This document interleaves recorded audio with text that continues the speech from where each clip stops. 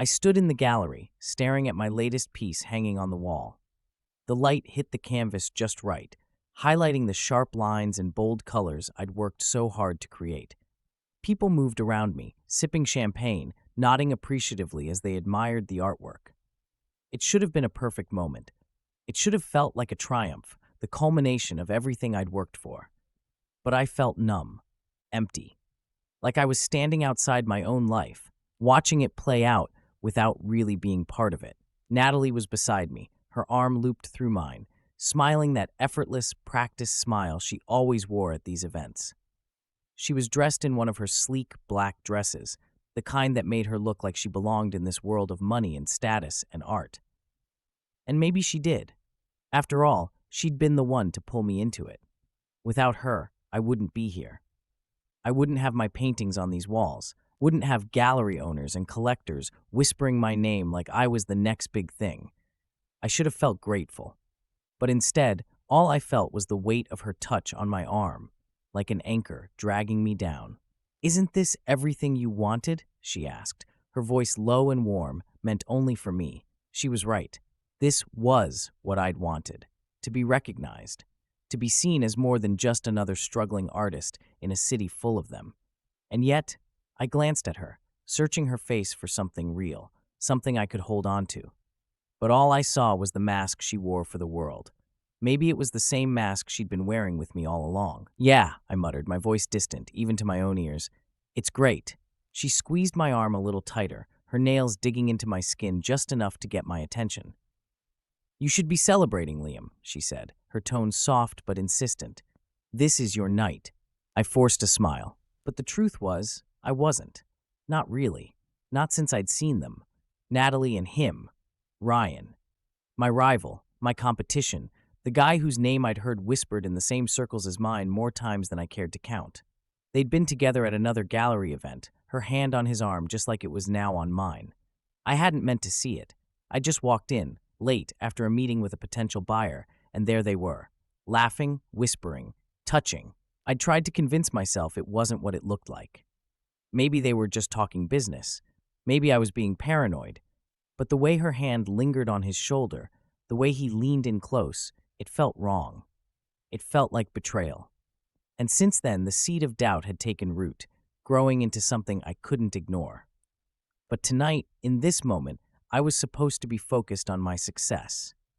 I was supposed to be grateful for everything Natalie had done for me, introducing me to the right people, getting my work into the right galleries, saying all the right things to make sure I was seen. Without her, I wouldn't have made it this far. I owed her, didn't I? As the night wore on, I found myself drifting away from the crowd, away from the conversations and the small talk. I needed air, space to think. I slipped outside, leaving Natalie inside, still charming the patrons, still making sure my name stayed on their lips. The cool night air hit me like a slap, and I breathed in deep, trying to shake the weight pressing down on my chest. My phone buzzed in my pocket, and for a moment I considered ignoring it, but something made me pull it out. Maybe I was hoping for a distraction, something to pull me out of my head. It was a message from Max. "How's the big night going?" he'd typed, followed by a winking emoji. I stared at the screen, my fingers hovering over the keys. What could I even say? That it was perfect? That I was on top of the world? Or that everything felt like it was about to fall apart? "Fine," I typed back, then added, "talk tomorrow." I shoved the phone back into my pocket and leaned against the wall of the building, staring out into the street. The city buzzed around me, alive with movement, with possibility, and yet I felt completely disconnected from it all.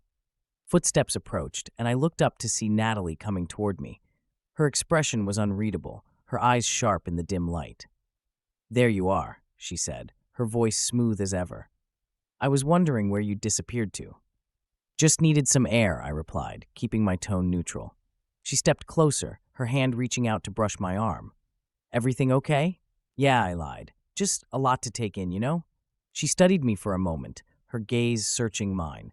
For a split second, I thought I saw something flicker in her eyes. Guilt, maybe. But then it was gone, replaced by the same polished exterior she always wore. "You deserve this, Liam," she said softly. "You've worked so hard for it." Had I, though? Or had I just been following her lead, letting her pull the strings, guide me through the maze of the art world? I wanted to believe my talent was enough, that I'd earned my place here. But after what I'd seen, after the way she'd looked at Ryan, I couldn't shake the feeling that everything was built on a lie. "Thanks," I muttered, not trusting myself to say more.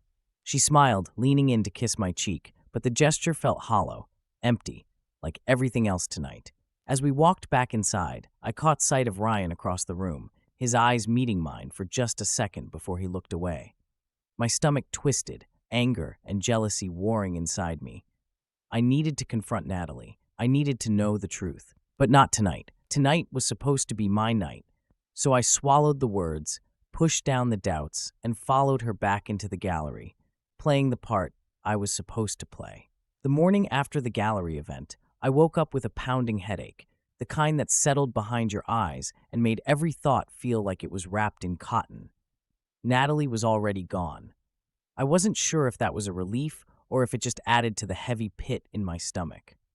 I lay there in bed for a long time, staring at the ceiling, replaying the night over in my head. The way Natalie had smiled at the patrons, the way she'd kissed me on the cheek like it was all for show, the way Ryan had looked at me just for that split second and then turned away. I couldn't stop thinking about them, about what they had done or were still doing. It gnawed at me, this relentless doubt, until I couldn't stand it anymore.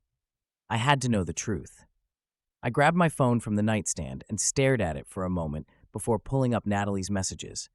I scrolled through them, looking for something, anything, that would give me answers. But there was nothing out of the ordinary. Just our usual back and forth about schedules, gallery openings, dinners, and plans.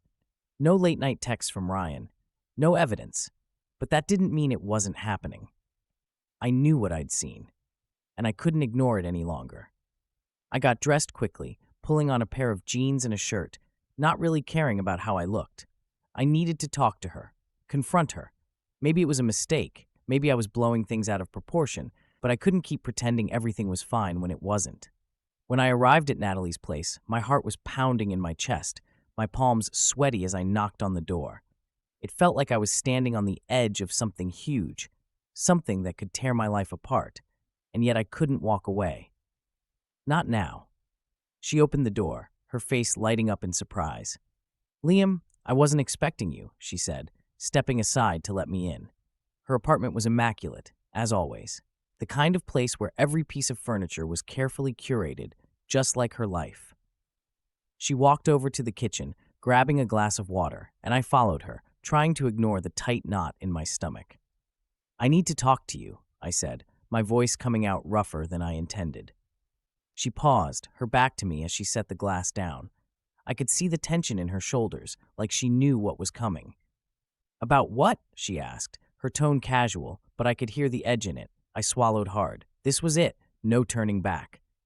"About Ryan," I said, the name hanging heavy in the air between us. Natalie didn't move for a moment, and when she finally turned to face me, her expression was unreadable. "Ryan?" she repeated, as if she didn't understand what I was talking about. "I saw you with him," I said, my voice low but firm. "At the other gallery. You two were together." Her eyes flickered for a moment, but she quickly recovered, crossing her arms over her chest. "Liam, you don't understand," she said, her tone shifting to something almost condescending. "It wasn't what you think." "Then what was it?" I asked, frustration bubbling up inside me. "Because from where I was standing, it looked like you were more than just colleagues." She sighed, rubbing her temples like she was dealing with a stubborn child. "Ryan and we've worked together on a few projects. Yes, we're close, but it's nothing like what you're imagining." I stared at her, trying to gauge if she was telling the truth. But I couldn't shake the image of them, the way they'd stood so close, the way her hand had lingered on his arm. "I don't buy it," I said, shaking my head. "There's something going on, and I need you to be honest with me." For a moment, I thought she might actually tell me the truth. Her lips parted like she was about to say something, but then she stopped. Her eyes hardened, and she straightened her posture. "Liam, you're overreacting," she said, her voice icy now. "I've done everything to support your career, to get you where you are today, and this is how you repay me? By accusing me of what?" Cheating? With Ryan, of all people? I blinked, taken aback by the sudden shift in her tone. I'm not trying to accuse you of anything, I said, though the words felt hollow even as I said them. I just want to know the truth. The truth is, she snapped, I've invested in you. I've put my reputation on the line for you, Liam. And now you're throwing all of that back in my face because of some misunderstanding? Her words hit me like a punch to the gut. Invested in me. Like I was some project, some asset she'd been cultivating for her own benefit. Is that what I am to you? I asked, my voice barely above a whisper. An investment? She didn't answer right away, but the look in her eyes said more than words ever could. And that was when I knew. She wasn't going to admit it. She wasn't going to tell me the truth because, in her mind, she didn't have to. As long as she could control the narrative, as long as she could keep me in line, everything would be fine. But I couldn't do it. I couldn't keep playing along, pretending that everything was okay when it clearly wasn't. I'm done, I said, stepping back. Her eyes widened, and for the first time I saw something close to panic flash across her face. Liam, don't be ridiculous, she said, her voice softer now, more pleading. You're not thinking clearly. No, I said, shaking my head. I'm thinking more clearly than I have in a long time. She reached out, grabbing my arm, her grip surprisingly strong. You can't walk away from this, she said, her voice low and urgent. You'll lose everything. Do you understand that? Everything we've built together. I stared at her, and for the first time, I saw her for what she really was. Not the supportive partner she'd pretended to be, but someone who'd been using me, manipulating me, to get what she wanted. And the worst part was, I'd let her. I'd let her because I wanted to believe that my success was real, that I'd earned it on my own. But now I wasn't so sure. I'll take my chances, I said, pulling my arm free from her grip. I turned and walked out the door, my heart pounding in my chest, the weight of her betrayal settling over me like a heavy fog. I didn't know what was next, didn't know how I was going to move forward from this, but I knew one thing for certain. I couldn't go back. Not now. Not after everything I'd learned. After I walked out of Natalie's apartment, everything felt like a blur. The city streets were crowded, full of people going about their day, but I felt like I was moving through a different world. My mind kept racing, replaying everything she'd said, everything I'd seen, and the crushing realization that I might never know the full truth. But one thing was clear. I couldn't stay in her orbit anymore. I needed to stand on my own, figure out who I was without Natalie constantly pulling the strings. I went back to my apartment, which felt more like a studio these days, with canvases covering every wall and floor. I sat down on the edge of my bed, my head in my hands, trying to sort through the mess of emotions swirling inside me. I had to do something. I couldn't just sit here, stewing in the betrayal. I had to prove that my success wasn't because of her, that I could stand on my own without her influence. Max was the first person I thought to call. He'd been my best friend for years, and I knew he'd have my back, no matter what. I didn't want to explain everything over the phone, so I just shot him a text. Need to talk. Can you meet? His response came almost instantly. Of course, usual place? I nodded to myself and grabbed my jacket. The coffee shop we always met at was only a few blocks away, a small, cozy place tucked between a bookstore and a bakery. It was a place where we could talk for hours without being interrupted, and right now, that was exactly what I needed. When I got there, Max was already sitting at a table by the window, 2 cups of coffee in front of him. He looked up when I walked in, giving me a concerned look. "What's going on, man?" he asked as soon as I sat down. I took a deep breath, not sure where to start. "It's Natalie," I said finally. Max's expression darkened. "What about her?" "I found out she's been cheating on me," I said, my voice barely above a whisper. Saying it out loud felt like ripping off a bandage. It hurt, but it also made it more real, like there was no going back from it now. Max stared at me, his eyes wide. "Are you serious?" "With Ryan." He let out a low whistle, shaking his head. "That's messed up, man." "Yeah," I muttered, running a hand through my hair. "And that's not even the worst part. I think she's been using me, using our relationship, to boost her own career. She's been manipulating everything, pulling strings behind the scenes to make sure I get noticed." Max leaned back in his chair, crossing his arms over his chest. "So what are you going to do?" I don't know, I admitted. I walked out. I told her I'm done, but it's not that simple. She's been involved in every part of my career. Without her, I don't know if I'd be where I am right now. Max frowned. You think she made you? That you wouldn't have gotten here on your own?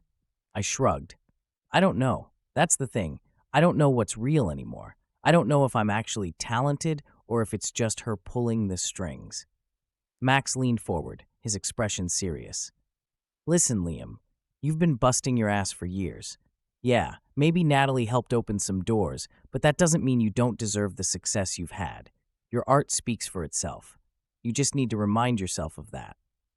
I sighed, staring into my coffee. It's just hard, you know? Everything feels tainted now. Max nodded, taking a sip of his coffee before setting the cup down. I get that, but you can't let her win. You can't let her take everything from you. Prove her wrong. Prove to yourself that you don't need her. His words hung in the air between us, and I knew he was right. I couldn't let this break me. I had to move forward. But how? The art competition, I said suddenly, the idea coming to me in a rush. There's a big one coming up, one that Natalie has no ties to. If I can win that, it'll prove that I don't need her, that I can do this on my own. Max grinned. There you go, that's the spirit. I felt a flicker of hope, the first spark of motivation I'd had since everything fell apart. This competition could be my chance to prove myself, to show that my talent was real, that I didn't need Natalie or anyone else to succeed.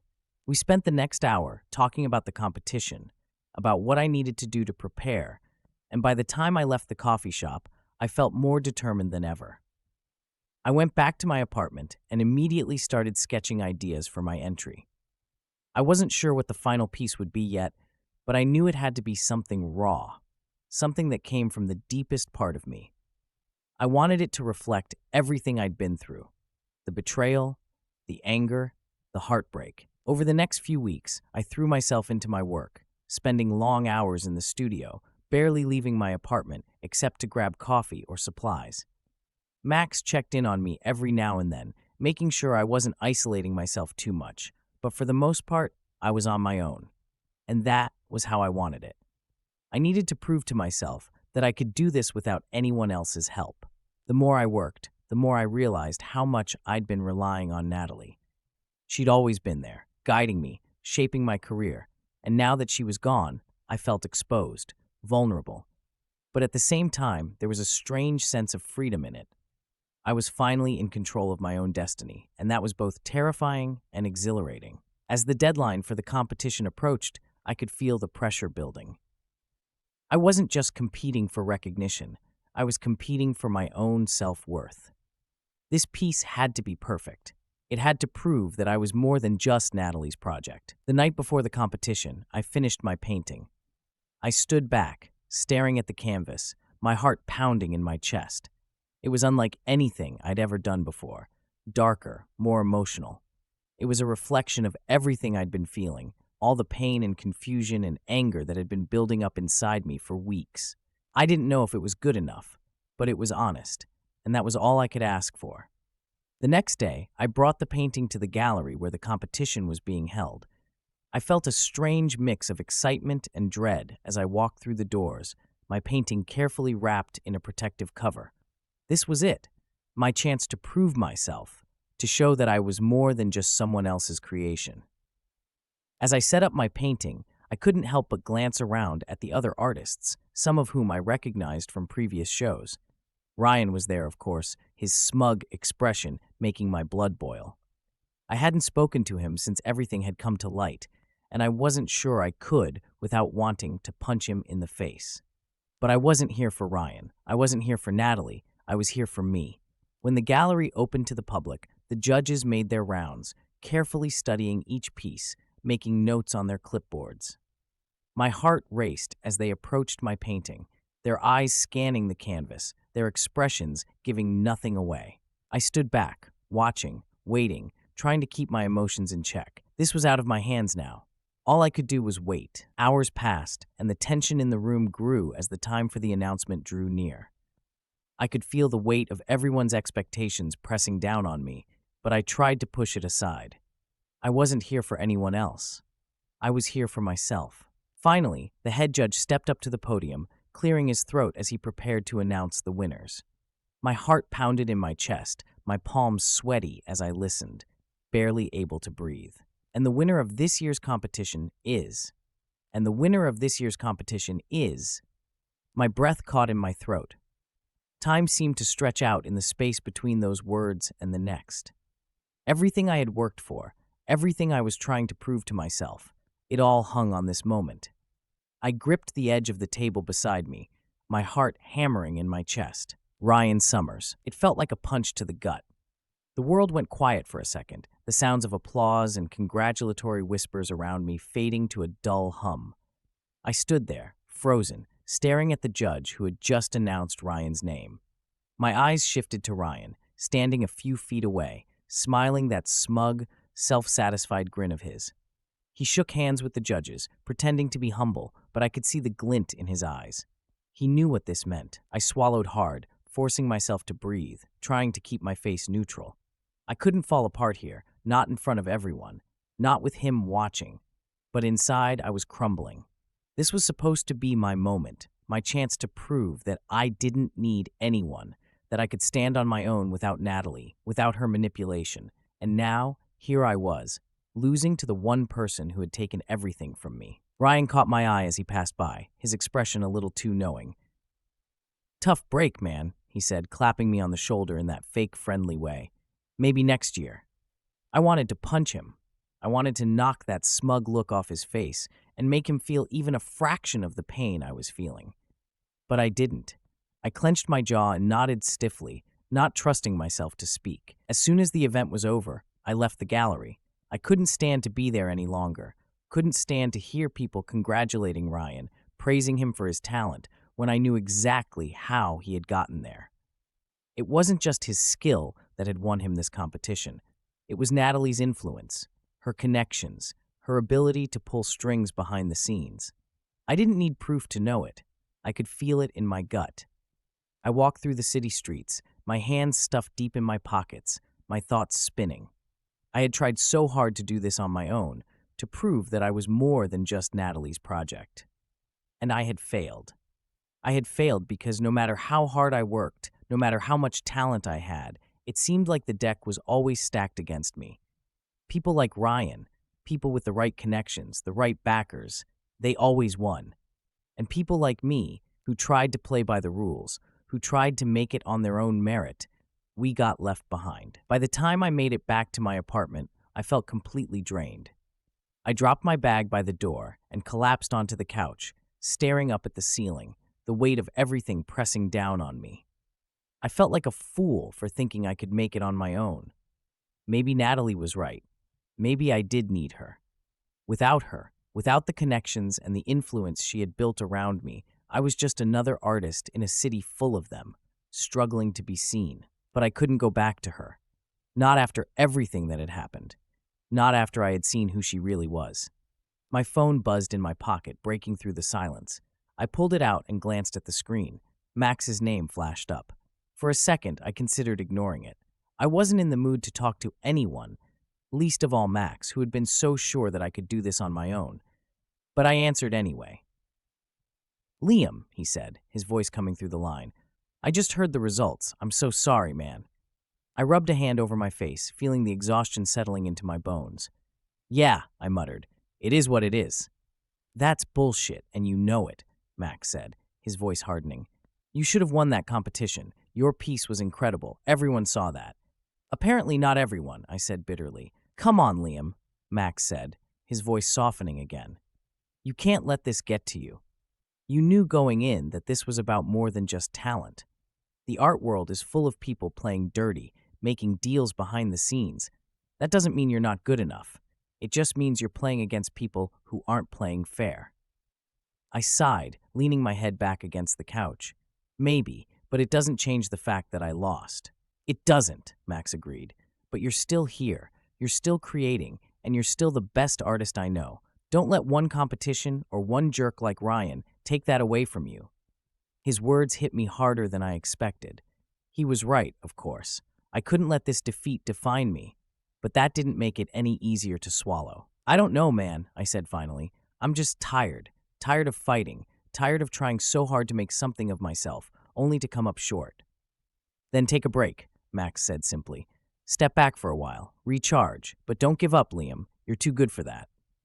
I didn't have the energy to argue with him.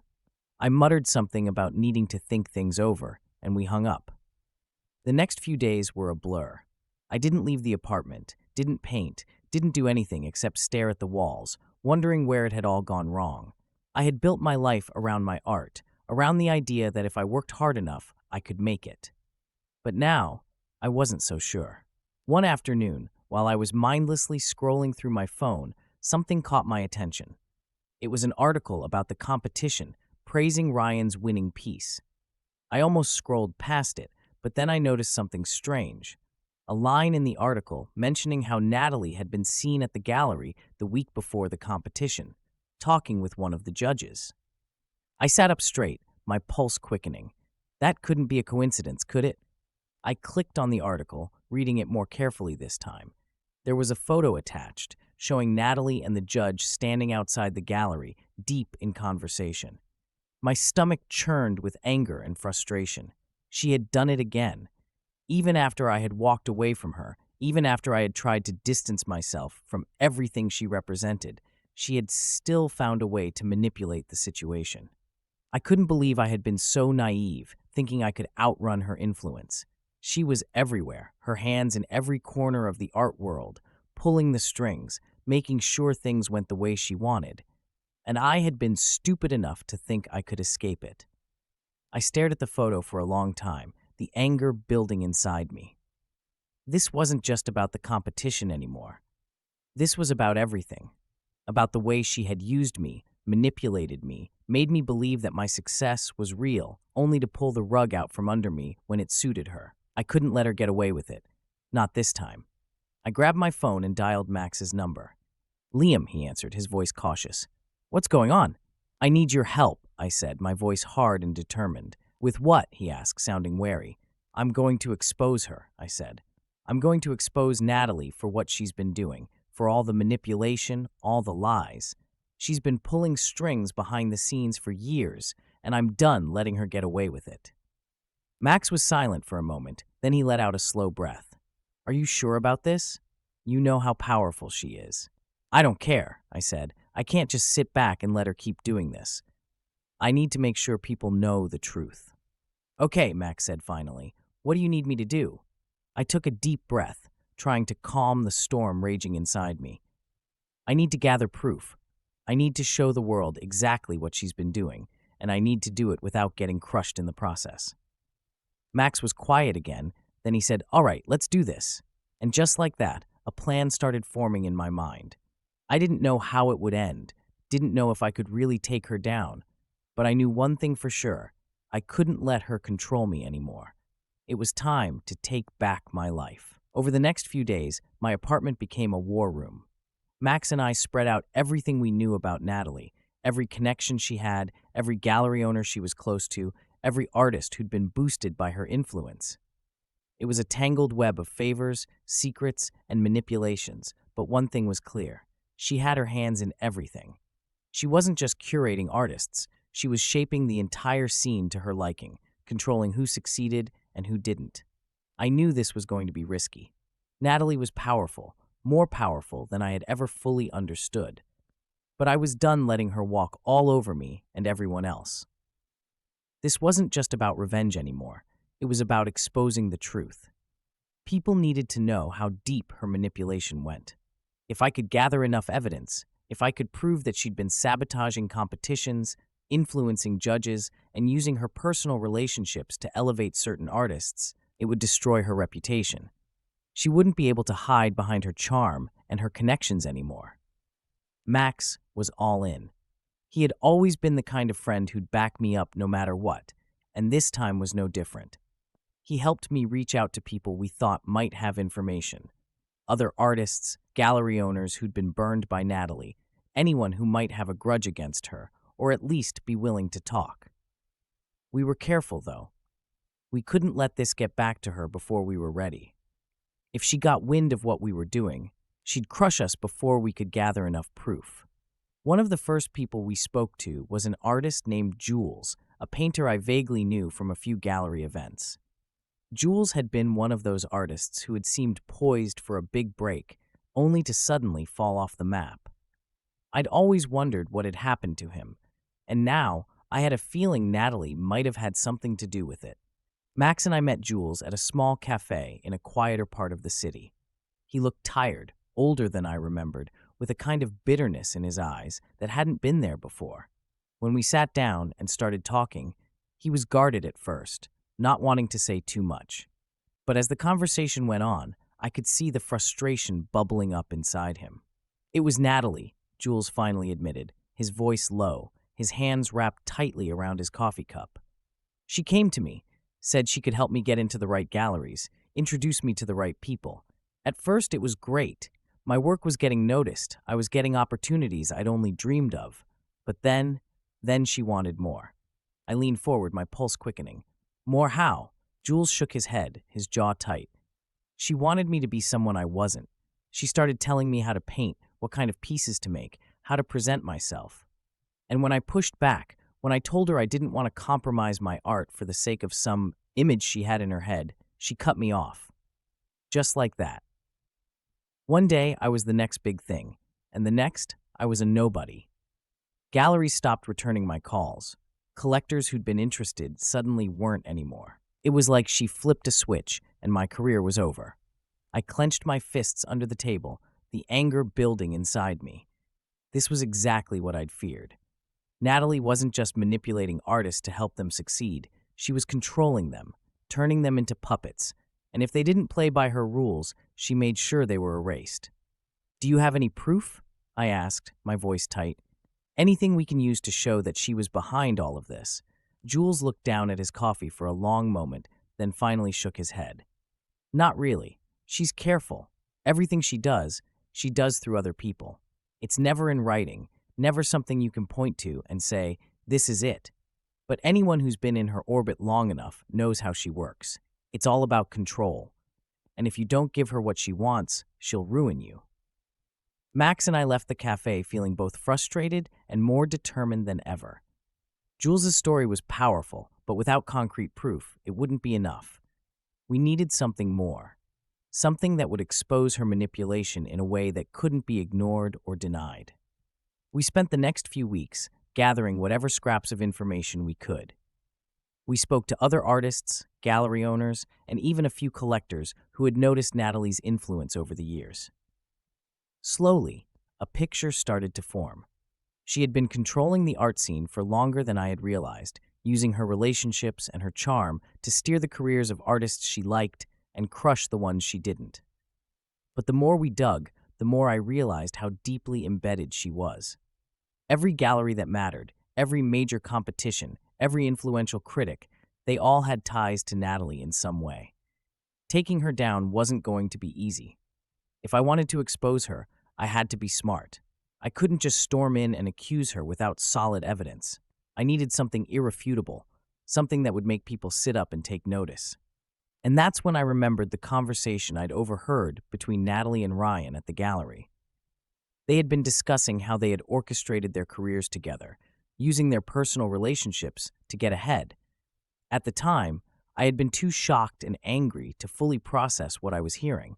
But now, I realized that conversation might be the key to everything. If I could get Ryan to admit what had happened, if I could get him to say, on record, that Natalie had been manipulating the art world, that she had been using her influence to sway competitions and gallery placements, it would be enough to bring her down. The problem was, I didn't know if Ryan would talk. He had always been in it for himself, and he had benefited from Natalie's influence just as much as I had. If I approached him, there was a chance he'd run straight to her and tell her what I was planning. But I had to try. I arranged to meet Ryan at a bar we both knew under the pretense of wanting to bury the hatchet after the competition. I knew he'd be suspicious. After all, we hadn't exactly been on friendly terms since everything had gone down, but I was banking on his arrogance. Ryan always thought he was the smartest guy in the room, and I was hoping I could use that to my advantage. When I arrived at the bar, Ryan was already there, sitting at a table with a drink in hand, looking as smug as ever. I forced a smile and sat down across from him, my stomach churning with nerves. "Didn't think I'd hear from you after the competition," Ryan said, raising an eyebrow. "What's this about?" "I've been doing a lot of thinking," I said, keeping my tone casual, "about everything that's happened, about how things went down between us, and I realized maybe I've been looking at it the wrong way." Ryan narrowed his eyes, but he didn't interrupt, so I kept going. "I know we've had our differences," I said, "but I've come to understand that this is just how the game is played, right? You do what you have to do to get ahead. And from what I've seen, you've been playing it pretty well." He leaned back in his chair, a smirk playing on his lips. "You could say that." I took a sip of my drink, trying to appear calm. "I guess what I'm saying is, maybe I was wrong to walk away from Natalie. She's clearly got the connections, the influence, and if you and I could work together, well, maybe we could both benefit." Ryan studied me for a long moment, his eyes narrowing slightly. "You really think that's what you want?" "I think it's what I need," I said, leaning in. "Natalie's got power, and I've been an idiot for not seeing that. But I need to know how deep it goes. I need to know how she makes it all happen." He chuckled, taking a sip of his drink. "You think you're ready for that?" "Yeah," I said, my voice steady. "I do." For a moment, I thought he wasn't going to take the bait. I thought he'd laugh me off or see through the act. But then, to my surprise, he leaned forward, lowering his voice. "Natalie's good at what she does," he said, his eyes gleaming with pride. "She's got her fingers in everything. Galleries, competitions, critics. You don't get ahead without her blessing. She makes sure the right people win, the right people get noticed, and if you're on her good side, well, it pays off." I nodded, trying to keep my expression neutral, even as my heart raced. This was it. This was the confirmation I needed. Ryan had just admitted, in his own words, that Natalie was controlling everything. Now, I just had to get it on record. I reached for my phone, hidden in my jacket pocket, my thumb hovering over the record button. I felt the weight of the phone in my jacket pocket, the recording app open and ready. My thumb hovered over the button as Ryan leaned back in his chair, looking smug, oblivious to what was about to happen. The tension in my chest tightened as I considered what I was about to do. I had him right where I wanted him, but one wrong move and he'd know. He'd shut down, or worse, go straight to Natalie. I needed to play this perfectly. "You've always been smart about this, Ryan," I said, forcing a casual tone, keeping my eyes on him. "You know how the game works better than anyone. I guess I was just too naive to see it before. All that time thinking it was about the art." Ryan chuckled, shaking his head. "The art's part of it, sure. But if you think talent alone gets you anywhere in this world, you're kidding yourself. You've got to have the right people in your corner." Natalie understood that from day one. I pressed the record button, my heart pounding. The conversation was flowing, and I needed him to keep talking. I could feel the adrenaline pumping through me, but I stayed steady, nodding along like I was fully on board. "So it's all about the connections, huh?" I asked, leaning in, trying to sound curious, not desperate. "Natalie's been pulling the strings for you for a while then?" Ryan smirked. "Not just me. She's got her hands in everything. Judges, gallery owners, even some of the collectors. If she likes you, you're set. If she doesn't, well, look what happened to Jules." Hearing his name sent a pang of anger through me, but I kept my face blank. "Yeah, I heard about that. He was doing well, then he just disappeared. What happened?" Ryan shrugged, sipping his drink. "He pissed her off, tried to do his own thing, wouldn't play by her rules, so she cut him off. Made sure no one would touch his work. It's how she keeps people in line." It took everything in me not to react. Ryan had just confirmed what Jules had suspected, what I had feared for myself. Natalie wasn't just influencing the art world, she was controlling it. And now, I had the proof. "But it's not just about keeping people in line, is it?" I pushed, careful not to seem too eager. "I mean, you've been pretty tight with her. You two must have worked out some arrangements." Ryan's smile widened, like he was proud of himself. "You could say that. It's all about knowing the right people, doing the right favors. Natalie knows how to get what she wants. She made sure I won that competition last year. Made sure the right judges were in place, if you know what I mean." I felt my stomach churn, but I didn't let it show. I nodded slowly, keeping the conversation going. That's impressive. She really knows how to work the system. Ryan laughed, clearly enjoying the attention. Hell yeah, she does. It's not always pretty, but it gets results. You've got to be willing to get your hands dirty if you want to make it. That's why I didn't even stress about the last competition. I knew it was in the bag. I forced a smile, even though I wanted to scream. Ryan had just admitted that Natalie rigged the competition, the same one I had poured my heart and soul into, believing I had a fair shot. I felt the anger boiling up inside me, but I kept it in check. I had to keep him talking, had to get everything I could on tape. Must be nice, knowing you've got someone like that in your corner, I said, keeping my voice steady. I guess I should have played my cards better with her. Ryan shrugged. It's not too late. She's always looking for new projects. You could still get back in her good graces if you wanted to. You just have to be willing to play the game. I sat back in my chair, the weight of everything pressing down on me. Ryan had no idea what he had just given me. This recording would blow everything wide open. It wasn't just about Natalie anymore. It was about the entire corrupt system she had built around herself, using people like Ryan as pawns in her game. I glanced at my phone, the recording still going. I had more than enough. Now, I just needed to get out of here without raising suspicion.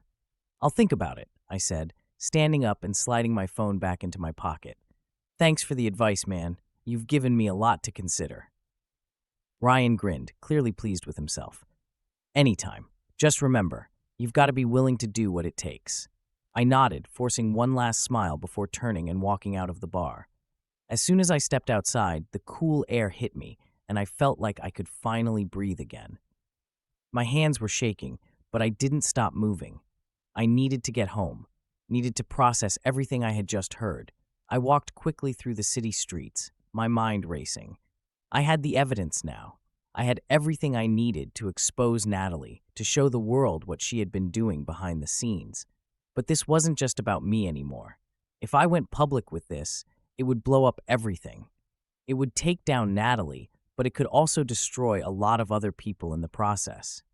When I got back to my apartment, I sat down at my desk, pulling out my phone and replaying the recording. Ryan's voice filled the room, confirming everything I had suspected. The manipulation, the rigged competitions, the way Natalie had destroyed careers just to keep control. It was all there. But as I listened, a new thought crept into my mind. If I released this, if I went public, there would be fallout. Not just for Natalie, but for everyone tied to her. Artists who had unknowingly benefited from her manipulation, gallery owners who had been caught up in her web, even collectors who had no idea they were being used as pawns. This would be bigger than just one person's downfall. I stared at the phone in my hand, the weight of the decision pressing down on me. Was I ready for this? Was I ready to take down everything, even if it meant hurting people who didn't deserve it? People like Max, who had always believed in me, who had supported me through everything? I took a deep breath, trying to clear my mind. This wasn't just about revenge. This was about doing the right thing. Natalie had been getting away with this for too long, and if I didn't do something, she'd keep manipulating people, keep destroying careers just to maintain her power. But I had to be smart about it. If I rushed into this, if I didn't have a plan, she could still find a way to weasel out of it. She was too powerful, too connected, for this to be a simple takedown. I needed to make sure I had everything lined up perfectly before I made my move. I pulled out my laptop and started drafting an email to a journalist I knew, a guy who had exposed corruption in the art world before, someone who wasn't afraid to take on the big players. I attached the recording, my hands shaking as I hit send. It was out of my hands now. The next few days were a blur of anxiety and anticipation. I didn't tell Max what I had done. Not yet. I wasn't sure how he'd react, and I didn't want to involve him until I knew how this was going to play out. Then finally, the article dropped. I saw it online first, a headline that made my heart race. Inside the corruption of the art world, one curator's manipulative empire. The article laid everything out in brutal detail. The rigged competitions, the destroyed careers, the way Natalie had used her connections to control the scene for years. Ryan's confession was right there, his voice recorded and played for the world to hear. The fallout was immediate. Within hours, Natalie's name was being dragged through the mud. Galleries cut ties with her. Artists who had been close to her distanced themselves, trying to salvage their own reputations. Even Ryan wasn't safe. His involvement was too obvious to deny, and his career was left in shambles. I watched it all unfold from my apartment, my phone buzzing with texts and calls from people who wanted to know if I had been involved in the exposé. I didn't respond to any of them. I wasn't ready to face that yet. Max showed up at my door the next day, his face a mix of shock and concern. "You did this, didn't you?" he asked, holding up his phone with the article on the screen. I nodded, not sure what to say. He looked at me for a long moment, then sighed. "You're going to be okay?" I shrugged. I don't know, but it was the right thing to do. Max nodded, and for the first time in weeks, I felt a sense of peace settle over me. It wasn't over. There would still be fallout, still be consequences for everything that had happened. But for the first time in a long time, I felt like I was free. Free from Natalie, free from the manipulation, free to be the artist I had always wanted to be. And that was all that mattered.